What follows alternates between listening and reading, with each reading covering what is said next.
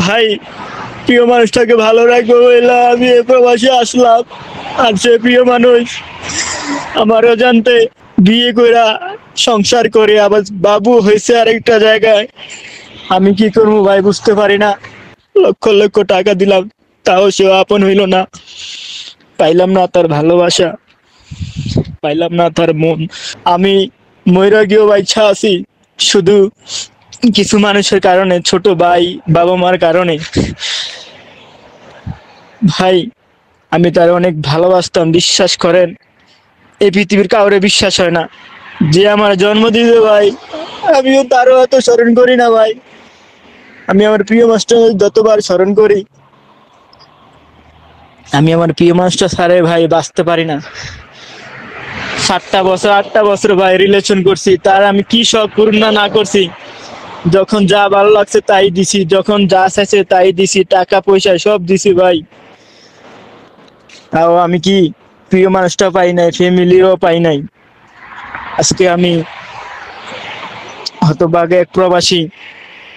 একটা ছেলের সিগারেট খাওয়ার পেছনের গল্পে একটা নারী থাকে। একটা ছেলের জীবন ধ্বংসের পেছনে একটা নারী যথেষ্ট।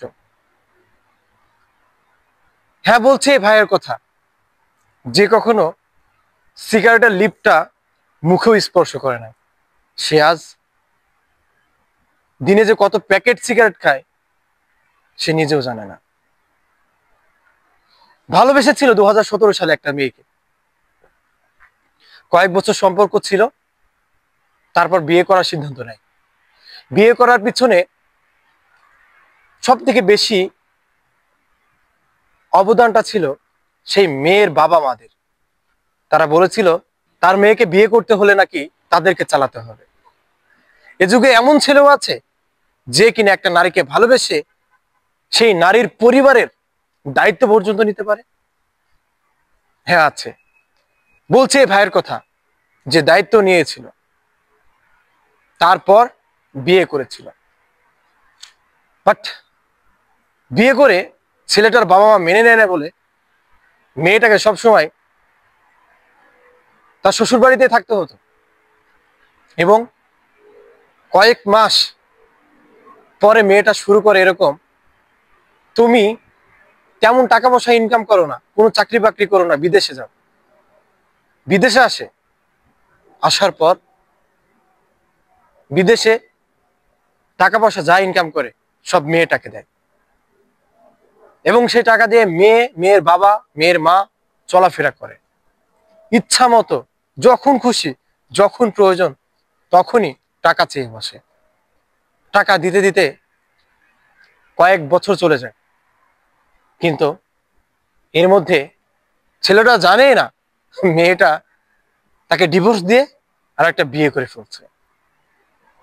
অ্যান্ড কয়েক বছর পর সে জানতে পায় তার একটা বেবিও হয়ে গেছে।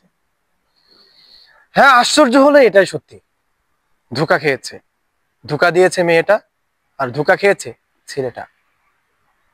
এই দূরপ্রবাসে থেকে কত টাকা যে দিয়েছে সেটা সেও গুনে রাখে নাই। যা বেতন পেয়েছে তার বাবা মাকে না দিয়ে মেয়েটাকে দিয়েছে, শুধুমাত্র তাকে ভালোবাসে তাই। এমনকি মেয়েটার বাবা মাকে যত রকমের খরচ আছে সব খরচ ছেলেটা বহন করে গেছে। তার বিনিময়ে আজকে তাকে প্রবাসে বসে বসে কান্না করতে হচ্ছে। এখন সবকিছু ক্লিয়ার, তারপরও ছেলেটা কল দিলে মেয়েটা কল ধরে না। এখন চাইলেও তাকে বলতে পারে না তুমি আমার বউ, চাইলেও বলতে পারে না তুমি আমার সাথে কেন এমন করলা। এখন নিত্যদিনের সঙ্গী ছেলেটার কান্না করা। আজ এই দূরপ্রবাসে বসে ছেলেটা কান্না করতে করতে পাগল হয়ে যায়। এই দুঃখের সময় তার পরিবারের মানুষগুলো পাশে নাই, কথা বলতে চায় না, কথা বলে না, সে নিঃসঙ্গতায় জীবন পার করছে। তার জন্য সবাই দোয়া করবেন।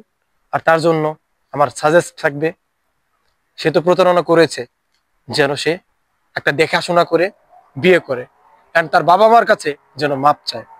একটা ছেলে তার বাবা মার কাছে যতই ভুল করুক না কেন, দিন শেষে মাপ চাইলে তার বাবা মা ক্ষমা করে দেয়। শুভকামনা রইল ভাই, সমস্ত দুঃখ ভুলে নতুন করে জীবন শুরু করো। দোয়া রইল আপনার জন্য। ভালো থাকবেন। আল্লাহ হাফেজ। আসসালামু আলাইকুম।